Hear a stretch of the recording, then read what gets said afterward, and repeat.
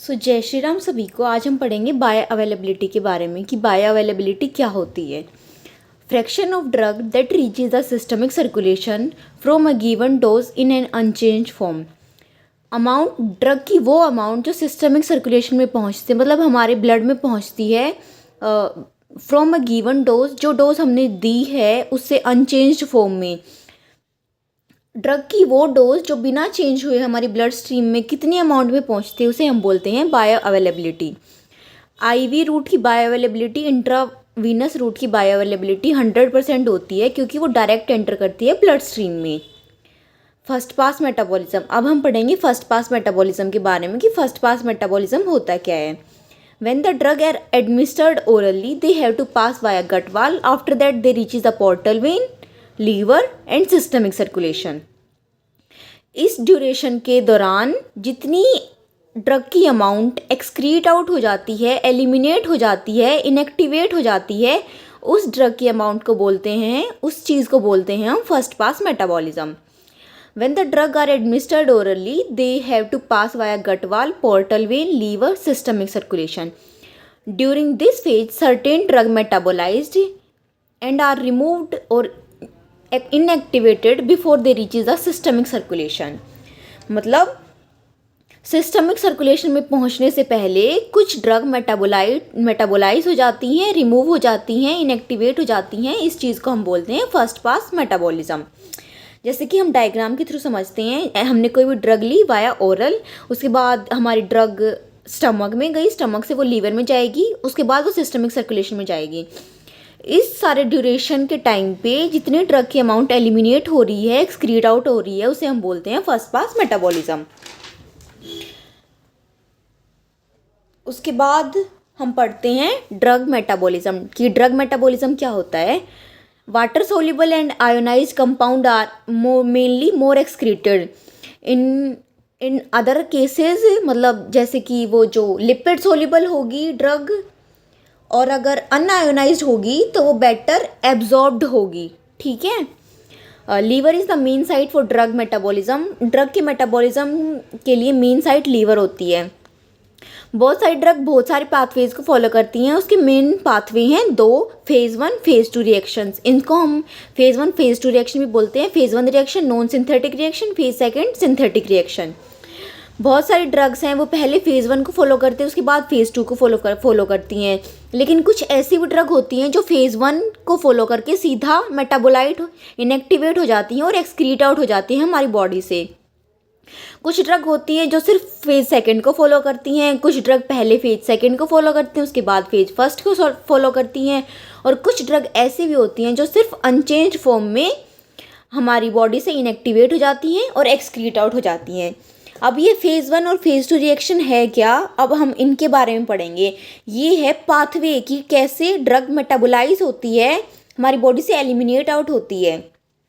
और ये बात हमें हमेशा याद रखनी है कि ड्रग को एक्सक्रीट आउट करने के लिए ड्रग को हमें वाटर सोल्यूबल बनाना पड़ेगा और आयोनाइज्ड कंपाउंड बनाना पड़ेगा। अगर वो लिपिड सोल्यूबल होगी और अनआयोनाइज्ड होगी तो हमारी बॉडी से एक्सक्रीट आउट नहीं हो सकती है।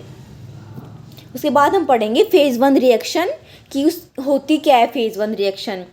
मेनली हमने इतना पढ़ा कि ये जो दोनों रिएक्शन है, फेज़ 1 रिएक्शन भी और फेज़ 2 रिएक्शन भी, ये किस चीज़ के लिए इंपॉर्टेंट है कि ड्रग के एलिमिनेशन के लिए इंपॉर्टेंट है, ड्रग के मेटाबॉलिज्म के लिए इंपॉर्टेंट है, जिससे ड्रग हमारी बॉडी से एक्सक्रीट आउट हो जाए। इन फेज़ 1 और फेज़ 2 रिएक्शन में बहुत सारी रिएक्शंस होती हैं जिसकी वजह से हमारी ड्रग वाटर सोल्यूबल बन पाती है और वो एक्सक्रीट आउट हो पाती है, जिसमें फेज़ 1 में कुछ रिएक्शंस हैं। फर्स्ट वन है ऑक्सीडेशन। ऑक्सीडेशन हम किसे कहते हैं, एडिशन हो जाना ऑक्सीजन का और रिमूवल हो जाना हाइड्रोजन का, या फिर हम बोल सकते हैं रिडक्शन। उसके बाद हम देखते हैं रिडक्शन, उसमें एडअप हो जाना हाइड्रोजन का और रिमूव हो जाना ऑक्सीजन का। उसके बाद हम पढ़ते हैं हाइड्रोलिसिस। हाइड्रोलिसिस क्या होता है, ब्रेक डाउन होता है ये कंपाउंड बाय एडिंग H2O। किसी भी दो कंपाउंड्स का या एक कंपाउंड का ब्रेक डाउन करवा देना, किसकी एडिशन करवा के, हाइड्रोजन की एडिशन करवा के, वाटर की एडिशन करवा के। उसके बाद हम पढ़ते हैं फेज़ 2 रिएक्शन।